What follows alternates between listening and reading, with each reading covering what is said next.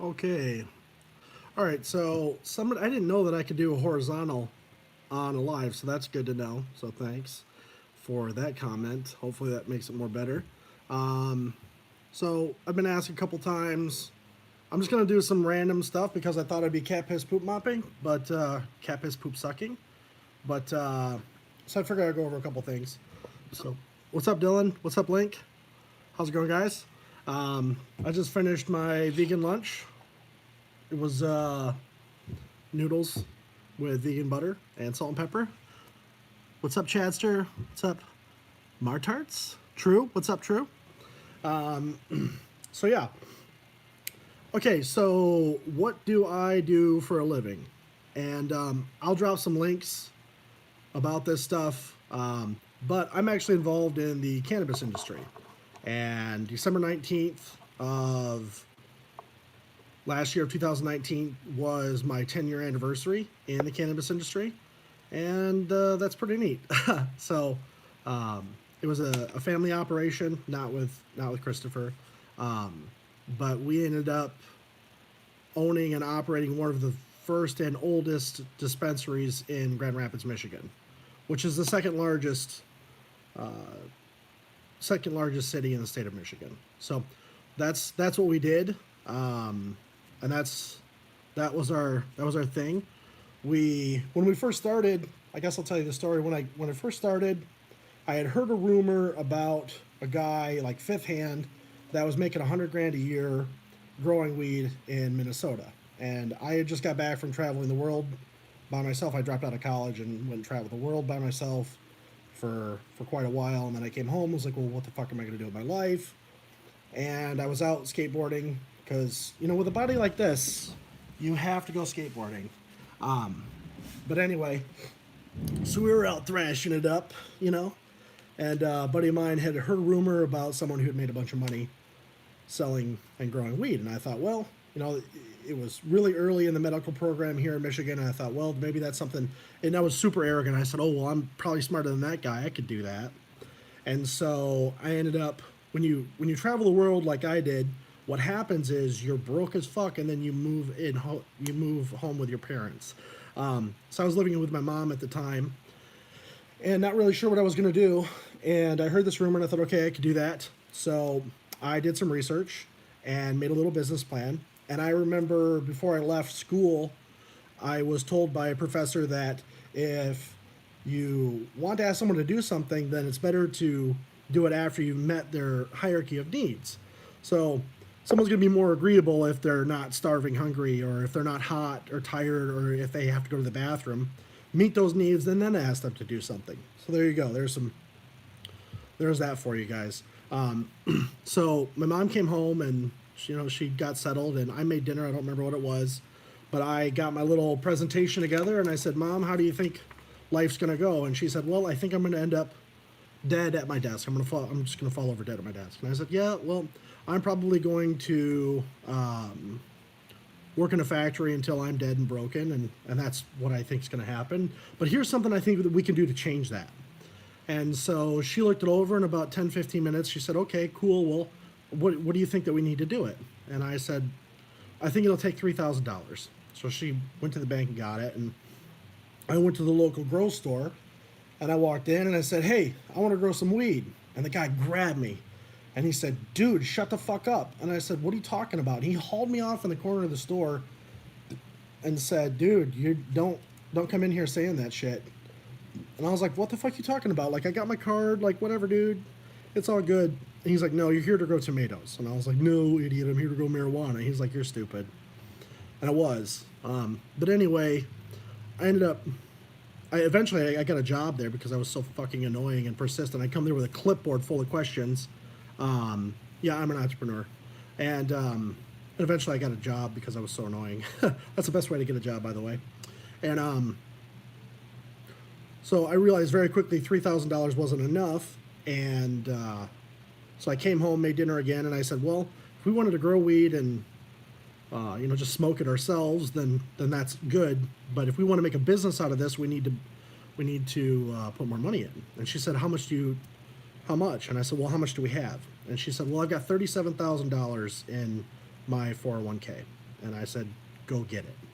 And the bank lost their mind. Oh, Miss Hoffman, don't do this. You're ruining your life. And rah, rah, rah, rah, rah.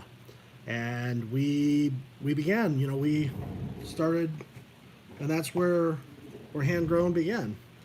And we took that $37,000 and turned it into considerably much more over our time. When we started, we sucked. We were the worst. And then we got better, and then we got better. And then, after a few years of just being the fucking worst, we entered some competitions. They were caregiver cups. And we won this one for our Acapulco Gold. And then we won this one for our, that was Purple Chem. And then we won this one for our Strawberry Banana. So we got better and that was that. So we ended up having an industrial facility, and we employed 7 people full time, and ran a vertically integrated business for many years. And then as time changed, the some of the rights and protections were eroded out of the Medical Marijuana Act of 2008, and things changed, and we had to evolve with those things, and we did. We did. It was very, very painful. It was very, very painful process. So we ended up going through a pretty rough transition from that business into what we do now. And what I do now is I run a company. I own a company called handgrown.jobs, and I'll link it somewhere in here, or you can Google it. Just Google it. Google handgrown.jobs. And what we do is we connect cannabis job seekers with cannabis employers. So we're like the Match.com of cannabis. So if you want to work in the cannabis industry, then handgrown.jobs is the way to do that. So we leveraged our nearly a decade of experience, well, at this point in time, our decade of experience into something else. And now we try to help people get jobs. So that's what I do. I also started a nonprofit organization in 2018 called R Cannabis, O-U-R Cannabis. You can Google that. That website's really basic, it's really simple, but basically what we do is we ensure equal employment opportunities in the cannabis industry. And the reason that's important is that the federal government's position on cannabis prohibits federally funded organizations from receiving or from helping job seekers that want cannabis careers. Because the federal government says cannabis is bad, they're not going to allow any of their money to be used for something that they don't approve of. And so traditional employment services like Michigan Works, for example, who receive state and federal dollars, are prohibited from helping people that need help with resumes or practice interviews or developing skills. And we saw that, and we said, okay, well, we can do something about this. So part of that team is actually, again, with my family, that my mom, again, has her master's degree in human resources and education, and she spent 26 odd years working at Michigan Works and helping people land jobs. And so I said, okay, well, with our cannabis knowledge and with this workforce development knowledge, let's fill in these gaps and make these services available, and let's partner with private companies, cannabis companies, and secure funding and work with local government agencies and eventually the state if we can get there, and create funds, create grants, create programs, and make these programs available to community members at no cost. So that's really what I focus on now, is cannabis workforce development. That's what I do at a holistic level. So I spend a good portion of my time working in the Capitol and working with legislatures, and I work with different community leaders, and I work with private companies, the cannabis employers, and then also I engage job seekers and then try to put them through some of these curriculums that we've developed. That way, people that need a resume or don't have a resume or don't know how to do an interview or want to develop some skills so they have a better chance at getting a job, um, that we make those services available. So that's what all of my time is spent doing. I had a break over the holidays, so I could spend more time cat piss poop mopping. Um, it was fun making these videos and everything like that, but to be honest, like I just don't have the time to deal with that house. So that's me. That's what I do. Google it.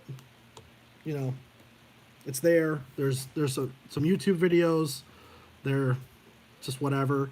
But that's what I spend a majority of my time doing is the cannabis workforce development programs, really focusing on working with policymakers, because that can affect the most change, especially at the local level. Um, so yeah, okay. So I'm going to switch gears. The car. As soon as I'm done with this, I'm going to run it up to probably to O'Reilly's and have them hook it to the computer and see what's wrong with it. Maybe it's something simple. Maybe it's not. And then we'll figure out what's going on with that.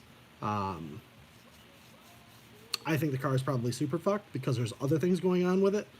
And yeah, so I talked to a buddy of mine. He's actually he was actually, well, he's actually my tailor. He did not make this for me, my drug rug. And he's the designer behind all the super fucked and the pissy cat. That's what I call the cat little icon. I call that the pissy cat. He's designing all the shirts and all that stuff, but he's got a car that he's not using. He's like, dude, just you can use this car, and I was like, oh, cool. So I'm probably gonna hold off on buying a car right now because I can just use his car for a while, and then I can save up. But the biggest thing is selling that house, because last month, not including the mortgage, I was out $2,700 just in December on that property. So I can't really do anything right now because all my cash flows and everything is tied up in that fucking house. So once I sell that place, then I can free up my budget and I can go and buy my Bentley and get a little truck, and then I can do that. So that's that. The house right now is a fight to break even. I doubt I'll make any money on it, but yeah. So no, I don't own any guns. I don't know Big Rob. Language, yeah, yeah. Sorry, Mittens. Did Chris have a woman living with him before he was removed from Battle Creek? There was Mike and Summer were living there. They were staying in the barn because the fleas. They said bed bugs, but it was fleas, as you guys know. It was fucking fleas. The fleas were so bad that they couldn't stay in there. But they were there for some time, I think, around the time that Susie died, that his mom died, and then after. Like Mike's been around forever. I mean, I don't really interact with Mike or anything. I met Summer a couple times, and seemed nice or whatever. So they were there, but as far as no, I'm not a Jedi. It was actually, yeah. I remember one day I brought a potential buyer there to show him the house, and I don't know why I was showing the house in the condition that it was. It was really stupid. But we went out to the barn and we opened the barn up, and they were laying on an air mattress, and it scared Summer. Mike was like, yeah, whatever, but it scared Summer. But they were, it was sometime in the afternoon, and they were passed out in the barn. And I went, okay, well, one, I can't have people living in the barn, but and also like everyone's got to go so I can fucking clean this place. So yeah, they were there. For however long they were there, but yeah, that's we're not related. Summer is not related to Christopher or to me in any way whatsoever. So He has no siblings, none whatsoever. I have my younger brother, and that's it. Um, but there are no, there's nobody else or anybody who says that they're family or anything like that. No. Yeah, Jeremy. Oh my God, this is fucked. This is super fucked. All right, so my aunt, she went to Walmart like 2 years ago, and fuck if I know how this happened, but she went there and ended up finding these people that were living in the Walmart parking lot. And Susie, she was she cared, but she was incapable of taking care of people, and so she ended up bringing them home. And it was this woman that had dementia, and it was her daughter. The woman was 60 something years old, and the daughter was 40 something years old or whatever. And they ended up squatting and crashing at the house for like 2 years. And Christopher would just get in, you guys. I know a lot of you guys have been fans of his for a long time, so you probably heard him screaming about the old lady and her giving him shit and all this other stuff. Well, I would say, Susie, like, get these people out of here. They're pissing Christopher off. And, yeah, yeah. No, they're not family. No, they weren't related. Yeah, it's a fucking strange and crazy life for sure, but they're not family. They're not related. They were just some strays that my aunt found in a Walmart parking lot and brought home because it was wintertime and she was old and they felt bad for her. Yeah, exactly. Right. So, I would say, Susie, like, they're pissing Christopher off. He's your son. Fuck these people. Like, like, you can't just physically go and take someone and throw them out. One, if they've been there, they have squatter rights. They have rights. There was not 40. There was never 47 cats at that property. They were never, and to my knowledge, no cats were locked in any rooms. But there were never 47 cats. See, that's way more interesting. I love Joe Rogan. Yeah, so they, I would say, get them out of here, but she never did. No, they didn't evict those people. No, when Susie passed away, they were already on their way out, because I was taking over the property, and yeah, so there's none of that. Yeah, so yeah, they were just living there, and I just there's always been people coming in and out of that house out of Susie's. It was 19-ish. No, I didn't find Jimmy Hoffa down there, but he probably got dissolved by all the cat piss. Um, yeah, so people would just come in and out of the house, out of her life, out of their lives, and just strangers. They'd be around for a long time, then they leave, and that's just the way that they live. That's the way that they lived, and I'm like, whatever. But no, they weren't related to us. The MGs are still in the garage, and one is an MGB, the yellow one is, the red one is an MG midget. Chris, I don't know. He said he had a girlfriend in Detroit or something that owned an alligator farm down in Florida, but they broke up and whatever. But I don't know. I've only met one of his girlfriends in real life. He did have a girlfriend for a long time, but I've never met any of them, like any of the. I might have. Yeah, the MGs are fun cars, but like I'm not fitting in it anymore. Yeah. Yeah, I mean, well, here's the thing about the property. I could do a whole bunch of other stuff, but the truth is that I don't want to, and I don't want to, and I don't want to. Like, every minute that I spend messing with that fucking house is taking away from my money generating activities or the essential services that I'm providing to people. Like, it's not worth it.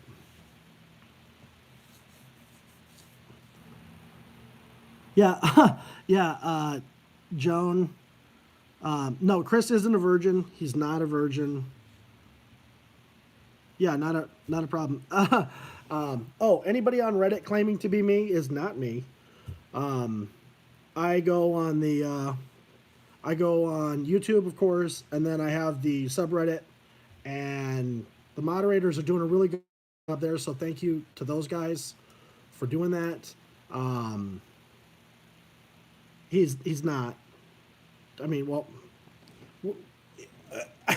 whether he had a girlfriend for like 2 years. They slept together. I don't know if they. I don't care. I'm not getting into that. I don't want to know. I mean, whatever. I just know that he said that he had a good. That was there when he was younger. When he was younger. So, yeah, don't know. No, again, the MGs aren't worth that much money, even when they're fully repaired. They're not worth that much money. They're not worth my time. I'd rather sell them for a couple $100 and be done with it. Um, oh yeah, yeah. The red MG is mine, but 47 cats in one room, dude. Those rooms aren't that big. Like you couldn't fit 47 cats in there. Um, am I rich? I I was very well off for a time, and now I'm rebuilding my finances. So yeah, if you want to know more about me and stuff like that, there's an article on Leafly. Leafly wrote an article during Christmas about me and my company and stuff like that. I was actually in the press 19 times in 2019, and that'll give you a good backstory about me and what I've done and what I'm doing and kind of like how it went and shit like that. But yeah, so define rich. I'm buying a used Bentley, so. But the truth is that all of my money I put back into my businesses. I put into my companies. The whole thing about the Bentley is the uh, the Bentley is less than $40,000. You can't even buy a fucking Jeep for that. Like, so it's cool. It's an iconic car. It's badass. It's something that I've wanted for a really long time. And instead of going and buying a Lexus or a Prius or a Tesla or a Volvo or a Kia, I'm going to buy a used Bentley. So it's a '98, and I was looking to buy. It was funny. I went to the dealership earlier in the week, and then I talked to my mechanics and all this other stuff. Like I was getting it lined up, and I said, okay, well, you know what? If it's there in the spring, I'll let you. I said this to him. I said, I'll let you guys store it for the winter, and then if it's there in the spring, then I'll buy it. And if not, then it wasn't meant to be. Because my Lincoln, Abe Lincoln, was messing up, and I was like, well, it's time for an upgrade, and I know the maintenance. I know all the stuff that's kind of. I'm going into this with open eyes about what I'll spend on maintenance. And I mean, shit, I spent more money on my Volkswagen bus than I have any vehicle that I own. Jesus, that bus is fucking expensive. You wouldn't believe how much money you can spend on a bus. And if I want to be technical, everybody wants it. What's your question again, Jeremy? Everybody wonders about him in what way. So yeah, that's what I do for a living. My interests are bikes, business, Bentley, and the beach. And specifically, the beach is I love surfing. Believe it or not, I'm a surfer. I surf. I surf here in the Great Lakes, and I surf in Florida, which is where I was born. And so it's all about the bees. You got it. You got it. So yeah, what other questions do you guys have?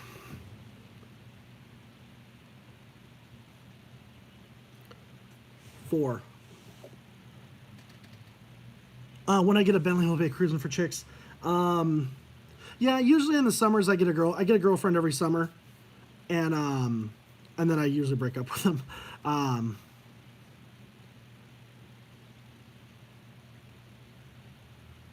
oh, okay. Um, no, I was actually on the way. I was on the way to the house, and my Lincoln started being naughty. It wouldn't go above like 25 miles an hour, and I could floor it, and it would just go 25 miles an hour. So I was like, I don't want to get stranded in Battle Creek, especially after I cat piss poop suck.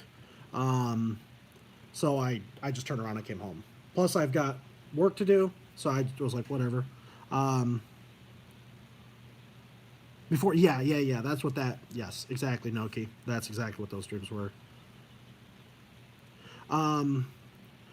Yeah. So the thing about Christopher in an apartment and things like that, I will never get Christopher an apartment. No way.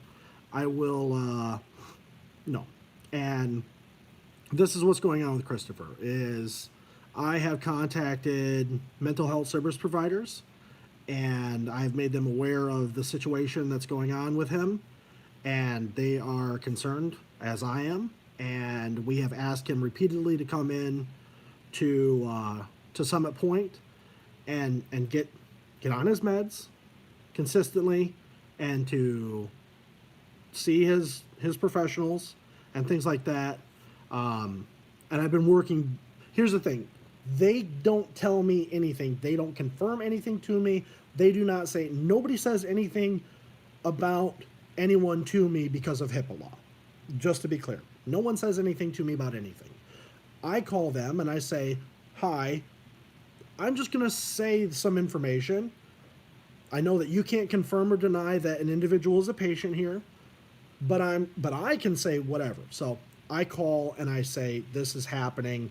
I'm concerned because of this and this and this and this, and then they do what they will with it. Um, he he won't. I haven't talked to him, and I think last Thursday was the last time I talked to him or texted with him. I sent him a couple messages here and there, but he won't communicate with me in any way whatsoever. Um, he won't communicate, to my knowledge. Again, I can't be told anything. He doesn't. He won't communicate with his mental health service providers. He's in a kind of a, he's in a I think he's in a bad way. And some of the things that I've heard and seen from you guys are doing a great job clipping things, by the way, on the Discord of stuff. Somebody mentioned that they saw someone doing some sort of illicit drugs or something like that. I don't know. If that is the case, send me the clip and I'll forward that on. But yeah, so no, I'm not going to get him an apartment. I will never get him an apartment. That was never my idea. What I see happening is, and I'll admit, I made a huge mistake. I said that I would get him a house no matter what, and I would do this and that was my fucking convictions. And I had my rosy glasses on, and I didn't see him for what he is. And that's just a young man who's gone through a lot and has some issues, and that's it. That I saw him for what he could be, and that's awesome. So I will commit to getting him a place, but he has got to go and get some help first. He's got to go and learn some life skills. He's got to get on his medications, and not only his antipsychotics, but he's got to get most importantly, his diabetic medication under control and have someone who he can listen to teach him those life skills of just all the stuff that you and I do all day, every day, like flush a toilet and things like that. He just doesn't have those skills. And I tried, and he told me to fuck off and ran off and did his homeless thing or whatever. So I can't do it. So what I'm hoping for is that he will get the mental health that he needs, and that once he's steady and stable, that then I'll come back in and I'll say, all right, cool, man. Like, now I'll do this. But I think that it'd be a failure.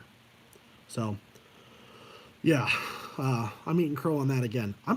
Crow's not vegan either, which is super fucked. Yeah, him having a driver's license is kind of issue, but yeah, so it is what it is. But the support's there when he's ready. No, I'm really not that great. I'm just, I just stay like this with the people that I care about. I mean, my car took a dump, and my friend was like, "Dude, I have a car. Here, just have it." Like, I have people that I'm close to, that I love, that I'm ride or die with, and Christopher is definitely one of those people. But when he's ready, it'll be there. But he's not ready. Last I knew, he was in DC, which is cool. I love DC. I've worked in DC. Fuck yeah. But yeah, so I don't know where he's at or what he's doing or whatever. I hope he's okay. I hope he's safe. And that's that.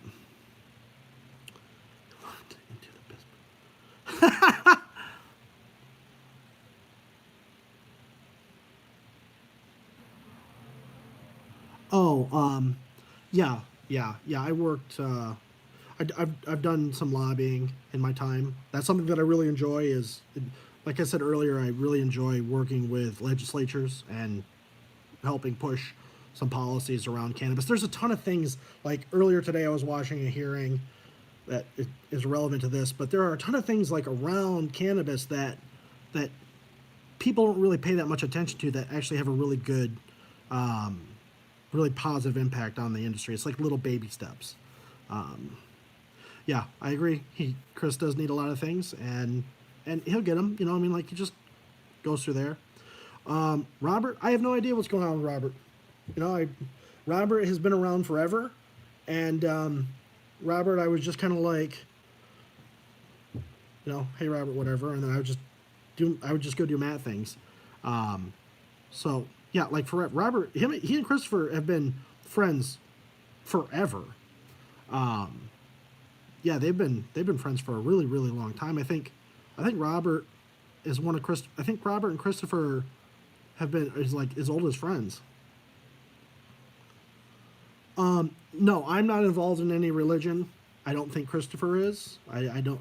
He may be spiritual. I guess I'm spiritual. I mean, I have my drug rug on. I can't stress that enough. But no, I'm not affiliated with any religion. I don't. To each their own. You know, whatever. Cool. I don't care. But no, he's not involved. I'm not involved. No. Actually, I listen to this type of music. So Black Rebel Motorcycle Club is something I listen to, but typically what I like to listen to is the Vitamin String Quartet. I like them a lot. But I also like rap. I like it all. It's all good. But typically, if I'm just sitting here working, then I'm going to listen to Vitamin String Quartet, which is like just a quartet of. It's just a quartet. Thoughts on Iran? Yeah, I mean, I'm not getting into it. Yeah. No, I'm not a Jehovah. Yeah, actually, I do like the Mighty Mighty Boss Towns. 90s music. I was raised in the 90s. Battle Creek. I don't say Battle Creek. Or I call it the armpit of Michigan. And I'm so sorry that I'm offending anybody from Battle Creek. But you're from Battle Creek. You fucking know. Michael Jackson, not really. Not my thing. Yeah, whatever. I don't really care about Michael Jackson. No. So, yeah. When do I normally stream? I don't. It's usually just an impromptu thing. Yeah.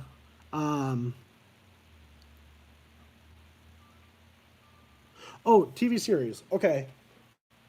That's a good question. TV series. Right now, I'm watching Letterkenny on Hulu, and it's fucking hilarious. Um, I sports. I watch surfing. I like rugby, and I'm just getting into like kind of. I like fights. MMA is. I like MMA. That's cool.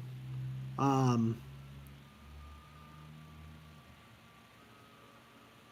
yeah, actually, there were a lot of airsoft guns and stuff like that at the house. We tested them.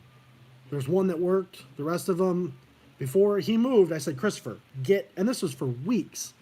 Hockey's cool. You know what? Hockey, if I was to go to a hockey game, I would be like, fuck yeah, hockey.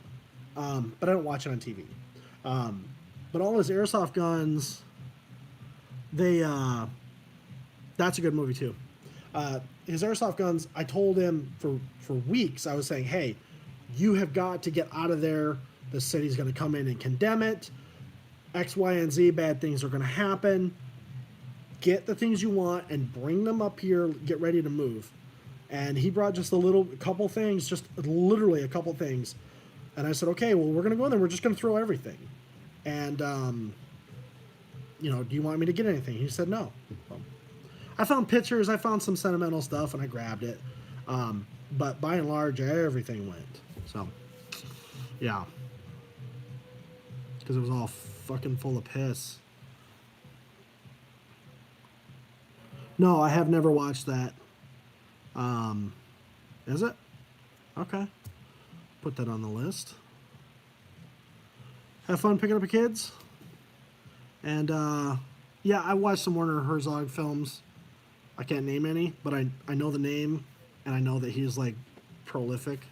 So that's pretty much what's going on. I'm probably around 300 right now. I have watched Interview. Rocky 1 is my favorite movie. 100%, yeah, 300 pounds, 100% muscle. You're goddamn right. Yeah, oh my God, yeah, Sopranos, forget about it. Yeah. Yeah, I've seen Deadpool. Have you ever got Weenies All the Way? What? Weenies All the Way? I don't even know what that means. Yeah, Rocky 1 for sure. And the first Rambo for sure. Fatty, I'm like, I lie and tell everyone I'm 6 foot, but I'm like 5'11 and a half. And he's maybe an inch or two shorter than me. Ooh, yeah. Did you watch The Irishman? Anybody watch The Irishman? I watched that the other day. It was like a marathon. Yeah. Oh, yeah, for sure. For sure. Yeah, absolutely. The shit that happens in my life is unfucking real. I do not have a boring life. You know what? I couldn't get into Vikings. I watched like 3 episodes of it. And I couldn't get into it.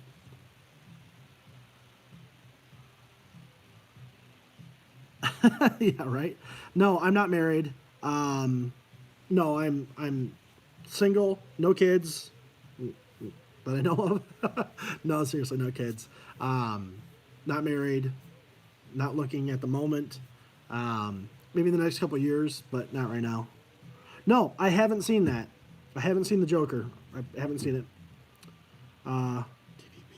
What is TBP? Yes, TBP.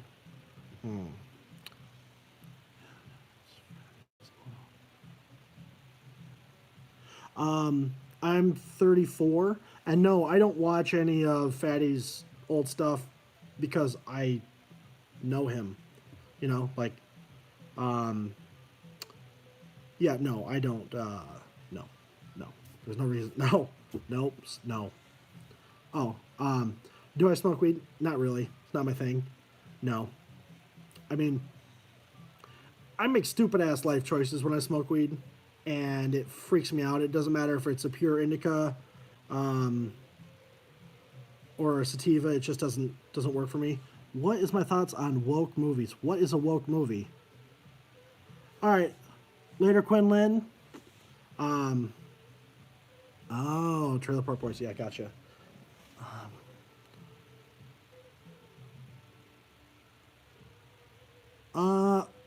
What server are you using? If you're using Chrome, let me know. Send a email to. I'll go into my admin and then I'll look at it. Whoever sent that, they're having a login issue. There's something going on with Chrome. I don't know what the fuck is going on with Chrome, but I've got an order to look into that. Yeah. So yeah, no, I don't really smoke weed. I don't really use it. I don't have much of a use. I like topicals and sobs and stuff like that. I will smoke or eat a medible maybe 2 or 3 times a year. Just I'd rather personally have a beer, or a gin or something or an old fashioned. But for me, it was an economic opportunity, and it became a social justice issue, and it's something that I'm more interested in the business side of it and the policy side of it because it's wrought with trouble and issues and problems, and I like to solve problems. So I can sink my teeth and claws into this thing and I can fight with it. It's not easy. That was the draw to it for me. But what I saw was when we were running our dispensary, we had. Oh, I'll get back to that question. We've served thousands and thousands of people, and what I saw was there were people that were suffering that had caregivers that didn't care for them, and that's when I started drinking the Kool-Aid about cannabis. Is because I saw the compassion and the empathy of making sure that there was continuity and supply to these individuals that were suffering from whatever ailment that afflicted them. That's what really got me fired up about all this stuff. The product itself, I could care less.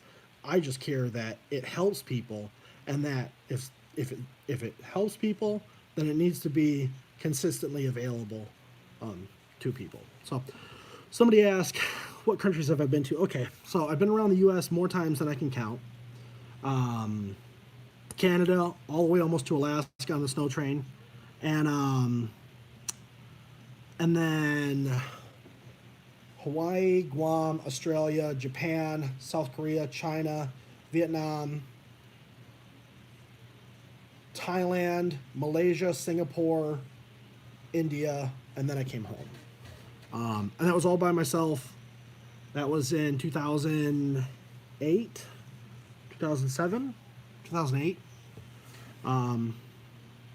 Yeah, what's up, Epic? I can't believe that video might be a full 1 or 2. Huh? Why did I live with my grandparents? Yeah, so, love, why not? So, my mom was working and went to school, and my grandpa always wanted to have a boy, and he had 3 girls. And so when I came along, my mom and dad divorced when I was really young, like a baby. And my mom moved back up here, and my mom saw how happy my grandpa was with me and how happy I was with him, and my dad was off doing something else, and so she just stayed with him. It wasn't a financial thing. It wasn't anything. It was just love. So, yeah.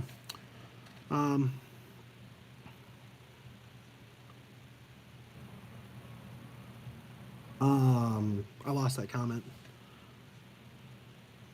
Yeah, Christopher's always been in abusive relationships. Seriously, he's always been.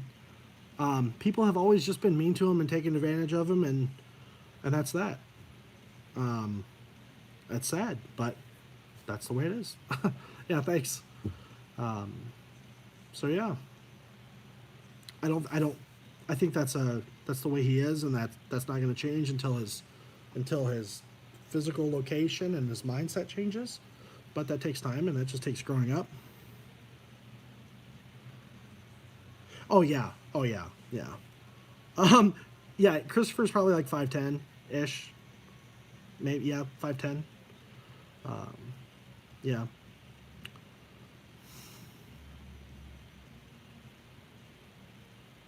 Oh shit. I don't know. I don't know what my favorite Led Zeppelin. You tell me. Give me a recommendation.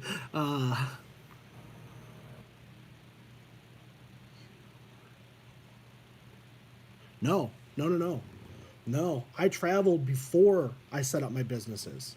I was going to school. I actually wanted to be an economist. Yeah, fucking economist. Um, and I was going to marry a girl. She's beautiful. She was Asian American. She was I'm totally bragging here. I'm totally bragging. She was a Miss Michigan uh, pageantry chick, and her parents were rich and shit. And she was smart as fuck, and it was like, whoa. She dug me. She came after me, and I was like, cool. I got doing something right. And so we dated for a few years, and we were gonna get married, and then so I worked in 2 factories, and graduated from junior college, and came up to Grand Rapids to go to Grand Valley State University, and start a life with her and everything like that, and then it just sort of fell apart. No, I've never been as big as I am now. Um, all right, Tim, gotcha. Um, and that fell apart, and at the time I was smoking a ton of weed, and And I was just like, fuck, I don't know what I'm gonna do with my life. I went to this class. It was Professor Stan Cromer, Lib 100. And he was cool. He was like one of those professors that actually like engaged you. And we would turn off the lights and light a candle and put our chairs in a circle in the room. And we'd pass the fucking candle and say, if I had all the money and the time in the world, I would do this. And you wouldn't believe some of the stupid ass answers people had, but most everybody said they would travel the world. Well, I had about $35,000 that I had saved up. I've always been really good with money because we came from money. We had a good amount of money, and then my family fell apart when I was 15, and then we went from having money to living in a basement apartment with fucking snow coming in the windows, living on food stamps, and Aunt Susie coming over and bringing us big things of homemade mac and cheese. So I learned how to be good with money really early on, really young. So I'd worked and I'd saved up money, because I was going to get married and blah, blah, blah, blah, blah, because that's what you do here in West Michigan. And that didn't work out, thank God. And I was smoking a bunch of weed, and that really didn't have anything to do with it, but I was. And I thought, well, my time has always been as I choose to do with it. And I got money, so what the fuck am I doing here? So my friends were moving to Cocoa Beach, Florida at the time, one of my oldest friends. And I was like, fuck it, I'll come with you guys. So I packed my car and left school, and I moved down to Cocoa Beach and started surfing and got tattoos and, did that thing and worked at a local bar as a bouncer. And then came up with a plan to go and travel the world. And I did. I was gone for a year or so. And then I came back and was like, fuck, I'm bored, I'm broke, I don't know what to do. And then the whole business thing came up. Originally, what I wanted to do was, I love surfing. I love it. I can't explain to you guys enough how much I fucking love it. It changed my life. And I was like, all I want to do is go surfing all day, every day, but I don't want to sleep in a van. I don't want to sleep in a garage. I don't want to be like living above a tattoo shop. I don't want to be that guy, because that guy doesn't get laid, by the way. Surprisingly. I want to have options. And I needed a business, I needed something, and I came up here and started this. But I'm going to cut that short here. I've got to go and get this car done. I got to respond to Tim's email on here. And I don't have a subreddit. There is no subreddit. Sorry, I didn't read any of your comments. I was just ranting there. But I'll do another one of these lives again and go through and answer more questions and do more ranting and everything like that. So cool. Thanks for tuning in and engaging so much. That's the best part of all this, seriously, is the comments. I love the comments. And yeah, just keep it coming, guys. Shirts are on the way. I'm ordering samples tomorrow. So it'll take a little while to get that up and running, and we'll have it going. So really fun shooting the breeze with you guys, and be in touch. Comments, Discord, that's a good way. And have a good rest of your day, guys. Bye-bye.